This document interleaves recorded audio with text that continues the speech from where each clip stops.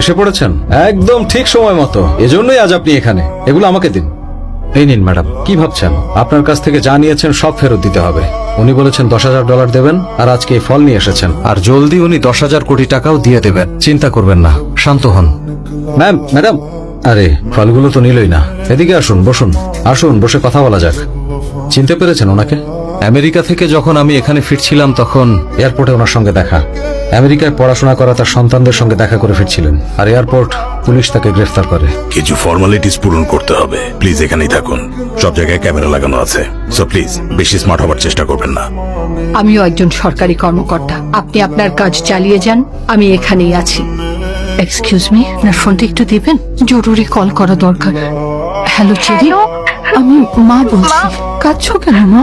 তুমি একদমই চিন্তা করো না, আমার কিছু হয়নি।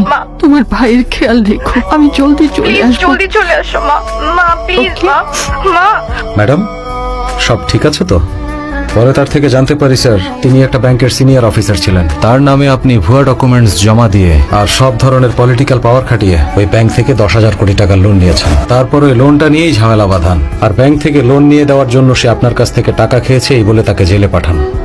স্যার, আমার দিকে ওভাবে তাকাবেন না। ছি, আমি এই ব্যাপারে একদম কিছুই জানি না স্যার, আর আমার কোনো ইস্যু নেই আপনার লেনদেন নিয়ে। কিন্তু স্যার, উনি পরে যে সব কথা বললেন, সত্যি বলতে এসব শুনে বিবেকে নাড়া দিয়েছে। আমাকে গ্রেপ্তার করেছে বলে আমার কোনো কষ্ট নেই। আমি না হলেও আমার বদলে অন্য কাউকে ঠিকই জেলে যেতে হতো। অনেক মধ্যবিত্ত মানুষই পড়াশোনা, কৃষিকাজ, ব্যবসা প্রসারের জন্য আমাদের মতো ব্যাংক থেকে ঋণ নেয়, আর এসব না ভেবে যে আয় ভালো হবে নাকি, ভালোভাবে খাবে নাকি, তারা যথাসময়ে কিস্তি দেওয়ার জন্য কষ্ট করে টাকা জমায়। যদি একবার তারা কিস্তির টাকা দিতে না পারে, ব্যাংক তাদের তাড়া করতে করতে ভয় দেখায়।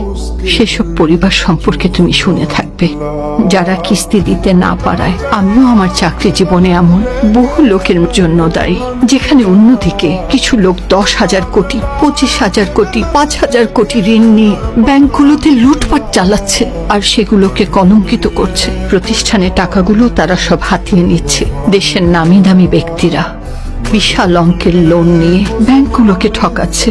লোনের উপর লোন নিয়ে এই ব্যক্তিরা নানা অজুহাতে ঋণ খেলাপি হচ্ছে। এখন পর্যন্ত বকেয়া ঋণ 13 লক্ষ কোটি টাকার বেশি।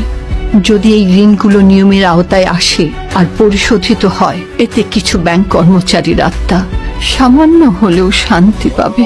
তাদের বকেয়া শোধ হবে না। আমার খুব কষ্ট হচ্ছিল, নিজের বাবা মার কথা মনে পড়ে গেল স্যার।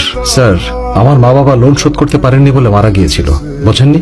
15,000 টাকার জন্য 10,000 কোটি টাকা শোধের জন্য আপনাকে আপনার লোনের টাকা শোধ করানোর ব্যবস্থা করেই এই দেশ ছাড়বো স্যার।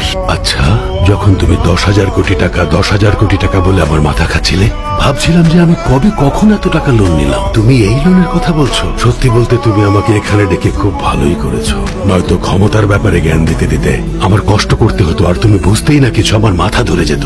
এখন তোমার হাতে সময় থাকলে চলো আমার সাথে একটু ঘুরে আসি।